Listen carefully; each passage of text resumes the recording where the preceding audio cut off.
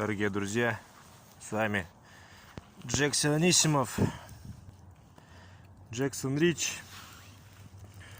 вечерний костерок.